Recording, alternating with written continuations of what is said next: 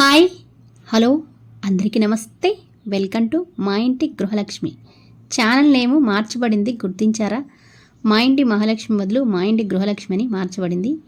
ఇంకా ఇవాళ వీడియో అయితే అల్లం వెల్లుల్ని మనం ఎక్కువ కాలం తాజాగా ఉండేటట్టు ఎలా నిల్వ చేసుకోవాలి, అసలు అల్లం వెల్లుల్లి ఎలాంటివి కొనాలి, అదేవిధంగా అల్లం వెల్లుల్లి పేస్ట్ని మనం హైజీనిక్గా తయారు చేసుకొని ఇంట్లోనే 2 నుంచి 3 నెలల వరకు తాజాగా రంగు, రుచి, వాసన తగ్గకుండా ఉండేలాగా మనం ఎలా ప్రిపేర్ చేసుకొని నిల్వ చేసుకోవాలి అనేవి మంచి మంచి టిప్స్ తోటి ఇవాళ వీడియో అయితే మీకు షేర్ చేస్తున్నా అండి. ఇంకా వీడియోలోకి వెళ్దామా? చూడండి.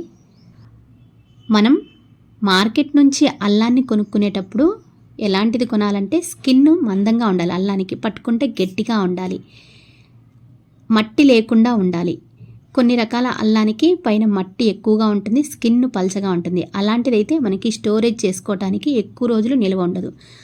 తోలు మందంగా ఉండే అల్లం అయితే మనకి ఎక్కువ రోజులు నిల్వ ఉంటుంది. ఇది పీచు కూడా ఎక్కువగా ఉంటుంది, మామిడి అల్లం అంటారు. ఇదైతే మనం ఎక్కువగా నిల్వ చేసుకోవడానికి చాలా రోజులు నిల్వ అయితే ఉంటుంది. మనం ఎప్పుడైనా కానీ వెజిటబుల్స్ కానీ అల్లం ఇలాంటివి మార్కెట్ నుంచి తెచ్చినప్పుడు వెంటనే వాటిని క్లీనింగ్ చేసే ప్రాసెస్ పెట్టుకోకుండా గాలిలో ఒక 1/2 అవర్ ఆరబెట్టాలి. ఎందుకంటే మార్కెట్ అంటే ఎన్నో రకాల బ్యాక్టీరియాలు, సూక్ష్మక్రిములు కూరగాయల మీద ఉంటాయి. అవన్నీ పోవటానికి కాసేపు గాలిలో ఆరబెడితే సరిపోతుంది. తర్వాత మనం ఎంత అల్లం అయితే తీసుకుంటున్నామో ఆ అల్లాన్ని వాటర్లో సోక్ చేయాలి. అంటే సాల్ట్ వాటర్లో. నేను సాల్ట్ వేయటం ఆ క్లిప్ అయితే మిస్ అయిందండి. సాల్ట్ వాటర్లో ఒక 10 to 15 మినిట్స్ సోక్ చేసి ఆ తర్వాత శుభ్రంగా చేత్తో ఇలా రఫ్ చేస్తూ అల్లాన్ని కడుక్కోవాలి. అల్లం కూడా కొంచెం మట్టిందనుకో మనకి 2-3 సార్లు కడిగితే పోతుందండి. ఎక్కడైతే నల్లగా ఉంటుందో అలా ఇలా చేత్తో రఫ్ చేస్తూ బాగా నీట్గా క్లీన్ అయ్యేలాగా క్లీన్ చేసుకోవాలి. అల్లాన్ని తీసుకోవటం కూడా మనం ఫ్రెష్గా ఉండే అల్లాన్ని తీసుకోవాలండి. ఎప్పుడైనా ఫ్రెష్గా ఉండే అల్లాన్ని తీసుకుంటేనే మనకి ఇంట్లో మనం స్టోర్ చేసుకున్న అల్లం వెల్లుల్లి పేస్ట్ అయినా కానీ అల్లాన్ని స్టోర్ చేసుకున్నా కానీ ఎక్కువ రోజులైతే మనకి నిల్వ ఉంటుంది. చూడండి నేను ఎలా క్లీన్ చేస్తున్నానో చేతితోటి అలా మనం రఫ్ చేస్తూ గనుపుల దగ్గర ఏమైనా మట్టి, ఇసుక అలాంటిది ఎక్కువగా ఉంటుంది కదా, అవంతా క్లీన్ చేసి 2-3 సార్లు కడిగి ఇలా ఆరబెట్టుకోవాలి. ఆరబెట్టుకునేటప్పుడు కూడా మనం ఎండ కనుక ఉంటే ఒక 20 మినిట్స్ ఎండలో పెట్టుకుంటే బాగా ఆరిపోతాయి. ఎండ లేదు అంటే మనం ఏదైనా ఒక నాప్కిన్ తీసుకొని ఒక క్లాత్ పైన కానీ ఇలా వేసి బాగా క్లాత్తో తుడిచి ఫ్యాన్ కింద బాగా ఆరబెట్టి ఆ తర్వాత మనం ఫ్రిడ్జ్లో స్టోర్ చేసుకోవడానికి వీటిని తీసుకోవాలి. నేనైతే ఒక 20 మినిట్స్ ఎండలో ఆరబెట్టానండి.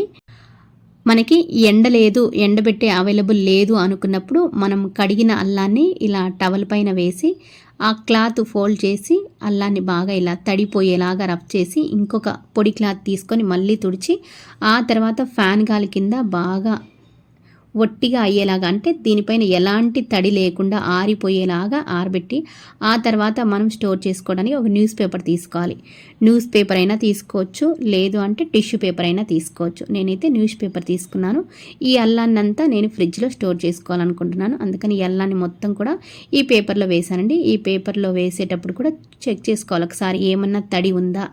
తడి ఉంటే కనుక కొంచెం తడి ఉన్నా కానీ మనకి కొద్దిగా ఒక అల్లానికి ఒక ముక్కకి అల్లం ముక్కకి తడి ఉన్నా మిగతా ముక్కలన్నీ కూడా చెడిపోతాయి. అందుకని ఒకసారి చెక్ చేసుకొని మనం ఇలా పొట్లాలు కడతాం కదా, పొట్లాలు కట్టేలాగా ఫోల్డ్ చేసుకొని మొత్తం పొట్లం కట్టుకోవాలి. దీన్ని టిష్యూ పేపర్ అయినా అంతే అండి. విడివిడిగా ఒక్కొక్క పీస్కైనా మనం పొట్లాలు కట్టుకోవచ్చు. మొత్తం ఒకే దాంట్లో వేసైనా ఇలా పొట్లం కట్టి మనం ఏదైనా జిప్లాక్ బ్యాగ్ ఉంటుంది కదా అదైనా తీసుకోవచ్చు, లేదంటే ఒక ప్లాస్టిక్ డబ్బా అయినా తీసుకోవచ్చు. లేదా మన దగ్గర మనం ఎప్పుడైనా లైన్ డేట్స్ కానీ టీ పొడి కానీ ఇలాంటివి తెచ్చుకున్నప్పుడు మనకి జిప్లాక్ ఉండేవి వస్తాయి కదా, ఇలాంటివి అయితే మనం అయిపోయిన వెంటనే పడేయకుండా మనం ఉంచుకున్నామంటే ఇంట్లో ఇలాంటివి ఏమన్నా స్టోర్ చేసుకోవడానికి ఉపయోగిస్తాయి. నేనైతే టీ పొడికి వచ్చినవి ఇలా లైన్ డేట్స్కి వచ్చినవి అయితే పడేయనండి. ఇలాంటివి మనం ఏమైనా స్టోర్ చేసుకోవాలనుకున్నప్పుడు స్టోర్ చేసుకోనికి ఉంటాయి. ఇదైతే జిప్లాక్ బ్యాగ్ ఉందండి ఒకటి. మనకి ఇవి కూడా మనకి చిన్నపిల్లలకి బట్టలు అలాంటివి కొన్నప్పుడు వస్తుంటాయి కదా, అలాంటివి మనం కనుక అన్ని బ్యాగులు ఇలాంటివి ఒక బాక్స్లో మనం స్టోర్ చేసుకుంటే మనకి ఎప్పుడైనా వెజిటబుల్ స్టోర్ చేయడానికి ఈ జిప్లాక్ బ్యాగ్స్ అనేవి చాలా బాగా యూజ్ అవుతాయి. ఇప్పుడైతే మనం అల్లం పొట్లం కట్టాం కదా, ఆ పొట్లాన్ని మొత్తం ఈ జిప్లాక్ బ్యాగ్లో పెట్టి ఫ్రిడ్జ్లో పెట్టేస్తున్నాను. జిప్లాక్ బ్యాగ్ లేకుంటే ఏదైనా మనకి కవర్ ఉంటుంది కదా, సూపర్ కవర్, దానికి పిన్నులు కొట్టేసి లోపల పెట్టేస్తే సరిపోతుంది. లేదు అంటే ప్లాస్టిక్ బాక్స్ ఉంటుంది కదా, ప్లాస్టిక్ బాక్స్లో అయినా లేదా స్టీల్ బాక్స్లో అయినా ఆ పొట్లాన్ని ఉంచి ఫ్రిడ్జ్లో పెట్టేయచ్చు. ఫ్రిడ్జ్లో కూడా డీప్ ఫ్రిడ్జ్లో అవసరం లేదండి. మనం వెజిటేబుల్స్ పెట్టుకుంటాం అక్కడైనా కానీ, లేకుంటే ఇలా సైడున డోర్ ఉంటుంది కదా, అక్కడైనా పెట్టుకుంటే చాలా రోజులు నిల్వ ఉంటుంది. అయితే మనం అప్పుడప్పుడు చెక్ చేసుకుంటుండాలి. ఆ పేపరు ఓపెన్ చేసి అల్లం ఏమన్నా పాడైందని, పాడైన అల్లం ఉంటే తీసి సపరేట్గా దాన్ని తీసి మళ్ళీ కాసేపు ఆరిన తర్వాత అల్లాన్ని వేరే పేపర్ మార్చి మళ్ళీ ఆ బ్యాగ్లో పెట్టి ఫ్రిడ్జ్లో పెట్టేయాలండి. ఇప్పుడైతే ఈ అల్లాన్ని పేస్ట్ కోసం తీసుకుంటున్నాను. సగం అయితే నేను ఆరబెట్టేసి ఫ్రిడ్జ్లో స్టోర్ చేసుకున్నాను. ఇంకా సగం ఇది అల్లం వెల్లుల్లి పేస్ట్ కోసం తీసుకున్నాను. అల్లం వెల్లుల్లి పేస్ట్ కోసం కూడా మనం ప్రాసెసింగ్ కడగటం కానీ అదంతా ఒకటే అండి. అల్లం వెల్లుల్లి పేస్ట్ కోసం మనం అల్లాన్ని బాగా ఆరిన తర్వాత ఇలా పైన స్కిన్ ఉంటుంది కదా, తోలు, అది తీసుకోవడానికి ఒక స్పూన్ అయితే బాగా వస్తుందండి. స్పూన్ కూడా ఎలా ఉండాలంటే మందంగా ఉండే స్పూన్కి అయితే ఈ స్కిన్ అనేది సరిగ్గా రాదు.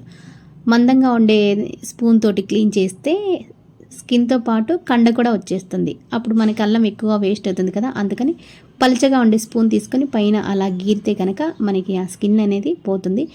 మనం కడిగి తీసుకున్నాం కాబట్టి ఈ స్కిన్ కూడా మనకి ఉపయోగపడుతుందండి. మనం టీలో కానీ ఇంకేమన్నా అల్లం సోడా అలాంటివి తయారు చేసుకుంటాం కదా, దానికోసం దీన్ని ఒక డబ్బాలో వేసి మనం స్టోర్ చేసుకోవచ్చు. అల్లాన్ని శుభ్రంగా మనం కడిగి ఆరబెట్టుకున్నాం కదా, అందుకని ఈ స్కిన్ కూడా పడేయాల్సిన అవసరం లేదు. టీలో వేసుకుంటే మంచి వాసన వస్తుంది. బాగా క్లీన్ చేసుకున్న తర్వాత కాసేపు ఆరనివ్వాలి. ఎందుకంటే మళ్ళీ ఏమన్నా తేమ ఉంటే కనుక ఆ తేమ పోతుంది కదా. ఇప్పుడు అల్లం ఆరేలోపు మనం వెల్లుల్లిని అయితే ప్రిపేర్ చేసుకుందామండి. వెల్లుల్లి తీసుకునేటప్పుడు వెల్లుల్లిని పొట్టుతైనా తీసుకోవచ్చు, పొట్టు లేకుండా అయినా తీసుకోవచ్చు. వెల్లుల్లిని అయితే కడగాల్సిన అవసరం లేదు కదా. నేనైతే పొట్టు తీస్తున్నానండి. పొట్టు తీసేటప్పుడు కూడా పైన బుడిప ఉంటుంది కదా, అది కట్ చేస్తున్నాను. అది కట్ చేసి తీసుకోవాలి అంటారు పేస్ట్ కోసం, ఎక్కువ రోజులు నిల్వ ఉండాలంటే.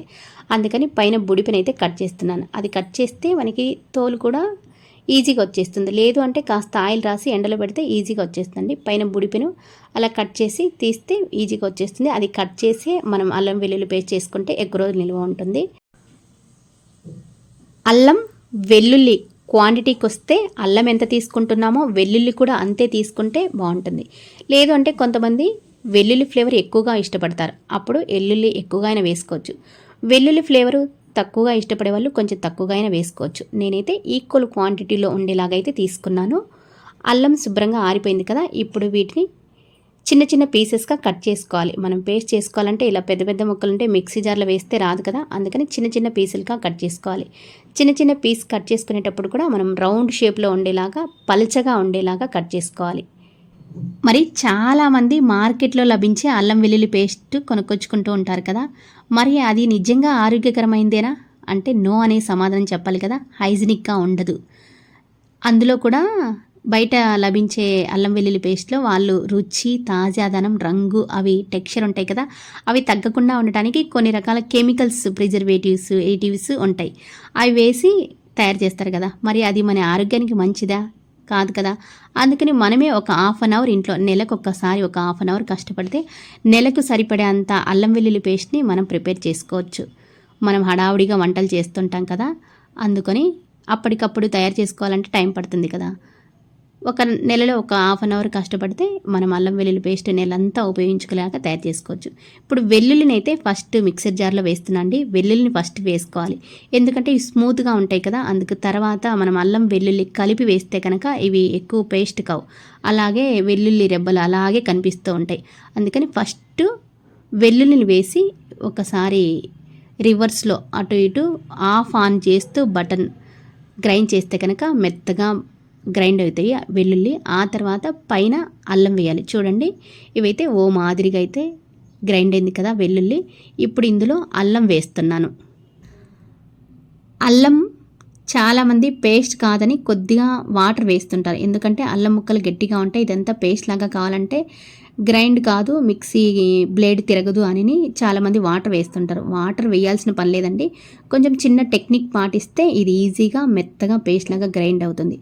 మధ్య మధ్యలో మిక్సీ బటన్ ఉంటుంది కదా, దాన్ని ఆన్ ఆఫ్ చేస్తూ పట్టాలి. తర్వాత ఒకసారి ఆఫ్ చేసి మధ్య మధ్యలో స్పూన్తో మొత్తం కలబెట్టేసి మళ్ళీ మిక్స్ చేసుకుంటే కనుక మెత్తగా పేస్ట్ లాగా అవుతుందండి. చూసుకోవాలి, ఒక మినిట్ పట్టిన తర్వాత ఆన్ ఆఫ్ చేస్తూ మొత్తం పేస్ట్ అయ్యేలాగా కొంచెం స్పూన్తో కలబెట్టేస్తే మొత్తం పేస్ట్ లాగా అవుతుంది ఈజీగా. వాటర్ అవసరమే ఉండదు. వెనిగర్ కూడా అవసరం లేదండి, కొంతమంది వెనిగర్ వేస్తుంటారు. ఇది మొత్తం చూడండి పేస్ట్ లాగా అయిపోయింది. మరీ పేస్ట్ లాగా అవసరం లేదండి, కోర్స్గా అంటారు కదా, అలా కోర్స్గా గ్రైండ్ చేసుకుంటే సరిపోతుంది.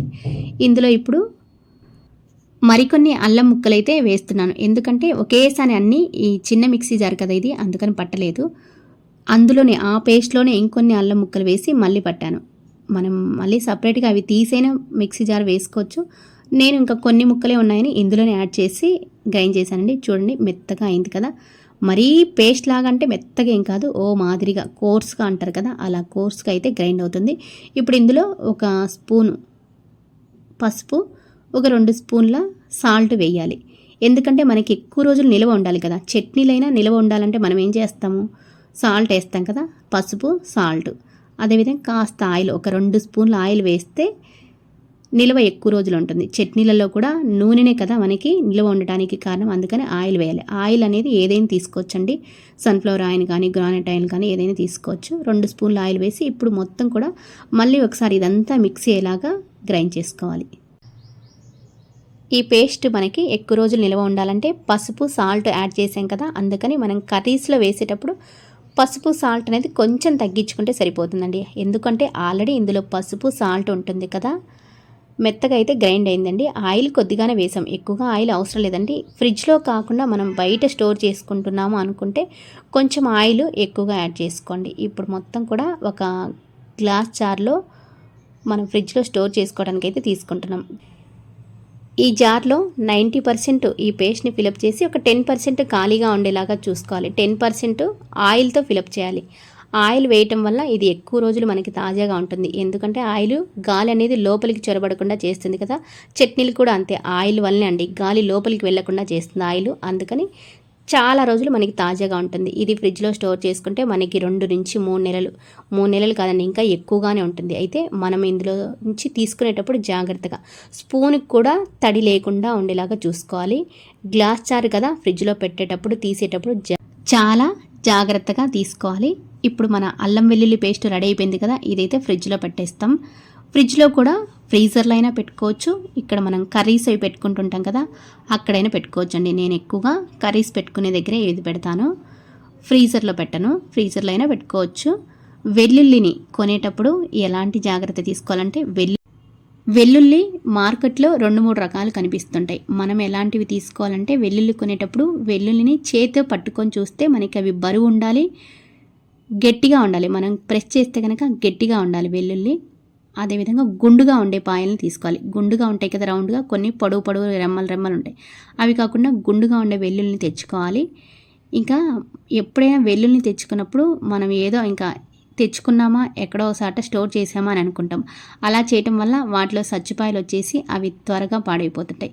మనకి ఎక్కువ రోజులు పాడవకుండా స్టోర్ చేసుకోవాలంటే మనం వెల్లుల్లిని తెచ్చుకున్న తర్వాత స్టార్టింగ్ ఉంటుంది కదా, స్టార్టింగ్ ఎడ్జ్లో ఎక్కువ పొడవుగా ఉంటుంది, చివర ఉంటుంది కదా, చివరిని కట్ చేసేయాలి. స్టార్టింగ్లో మనకి వేర్లాగా ఉంటాయి కదా, ఆ వేర్ల దగ్గర కూడా దుమ్ము ఉంటుంది కదా, ఆ దుమ్ము వల్లే మనకి బ్యాక్టీరియా వచ్చేసి వెల్లుల్లి త్వరగా పాడయ్యేలాగా సచ్చుపాయలు అయ్యేలాగా చేస్తాయి. అందుకని అది తీసేసి కొంచెం పైన ఎక్కువగా 2-3 పొరలు పొట్టు ఉంటుంది కదా, ఆ పొట్టంతా తీసేసి విడివిడి రెమ్మలు చేసి మనం ఒక బొరలు ఉండే గిన్నెలు ఉంటాయి కదా, ప్లాస్టిక్ అయినా కానీ ఇలాంటి ఏమైనా తట్టలు ఉంటాయి కదా, అందులో వేసి మనం కిచెన్లో పెట్టుకోకూడదు. ఎప్పుడైనా కిచెన్లో స్టవ్ దగ్గర, ఓవెన్ దగ్గర, ఇలాంటి వేడి వాటి దగ్గర ఇవి స్టోర్ చేసామంటే ఆ వేడికి ఇవి త్వరగా పాడైపోతాయి. ఎందుకంటే వెల్లుల్లికి ఎక్కువ టెంపరేచర్ అవసరం లేదండి. ఎక్కువ టెంపరేచర్ దగ్గర మనం స్టోర్ చేస్తే ఇవి త్వరగా పాడైపోతాయి. అదేవిధంగా కొంతమంది ఇలా రెమ్మలుగా చేసి ఫ్రిడ్జ్లో స్టోర్ చేసుకుంటారు. ఫ్రిడ్జ్లో స్టోర్ చేసుకోకూడదని చాలామంది వైద్య నిపుణులు అయితే చెప్తున్నారు కదా. అందుకని నేను కూడా వెల్లుల్లిని ఫ్రిడ్జ్లో స్టోర్ చేయడానికి అయితే అస్సలు సజెషన్ చేయనండి. ఎందుకంటే వెల్లుల్లిని మనం ఫ్రిడ్జ్లో స్టోర్ చేసామనుకో, ఇలా రెమ్మలుగా చేసి 2 రోజులు పక్కన ఉంచగానే వాటిలోంచి మొలకలు వస్తాయి. అవి మనం తినకూడదు అంటారు. మొలకలు అంటే మళ్ళీ కాడలు తింటారు, వెంటనే మొలక వచ్చిన వెంటనే తినకూడదు అంటారు వెల్లుల్లి. అందుకని మొలకొచ్చినవి ఎప్పుడైనా మనం వెల్లుల్లి తెచ్చుకున్నప్పుడు మొలకొచ్చి ఉంటాయి కదా, అందుకని అవి తినకూడదు, హెల్త్కి మంచివి కాదంటారండి. అందుకని మనం ఇలా విడివిడిగా పాయలు చేసి కొంచెం గాలి ఎక్కువగా, వెలుతురు ఎక్కువగా వచ్చే ప్రదేశంలో, వెంటిలేషన్ ఎక్కువగా ఉన్న ప్రదేశంలో వీటి నిల్వ చేసుకుంటే ఎక్కువ రోజులు మనకి ఫ్రెష్గా పాడవకుండా ఉంటాయి. ఏదైనా ఒకటి సచ్చుపాయ ఉందంటే వాటిని ఎప్పటికప్పుడు మనం రిమూవ్ చేస్తూ ఉండాలి. సచ్చుపాయ ఒకటి వచ్చిందంటే దాంట్లోంచి బ్యాక్టీరియా అనేది ఇంకొక దాంట్లోకి ఫామ్ అయ్యి అలా అన్నీ ఒకటి నుంచి ఒకటి అన్నీ కూడా పాడవుతూ ఉంటాయండి. అన్నిటికంటే బెస్ట్ ఏంటి వెల్లుల్లి అంటే మన పెద్దలు అటవులు ఉంటాయి కదా, అటవుల పైన అలా పరిచి అలా స్టోర్ చేసుకునేవాళ్ళు. ఎందుకంటే అటవు మీద పేపర్ కూడా వేయరండి.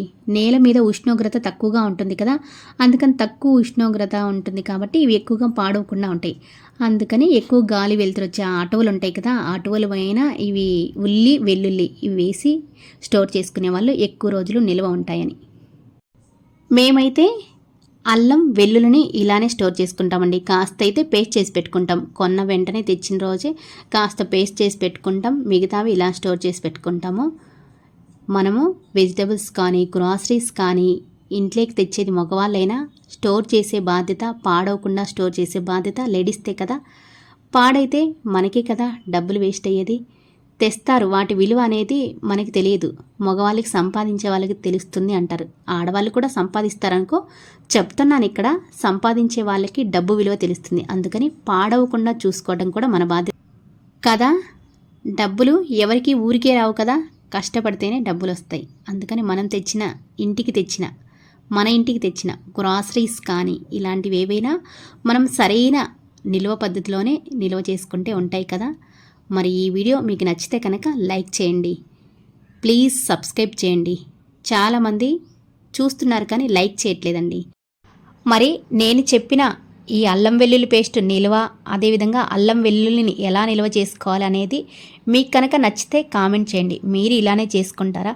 మరి నేను చెప్పిన ఈ కిచెన్ టిప్ అనేది మీకు నచ్చిందా? నచ్చితే కనుక ప్లీజ్ కామెంట్ చేయండి.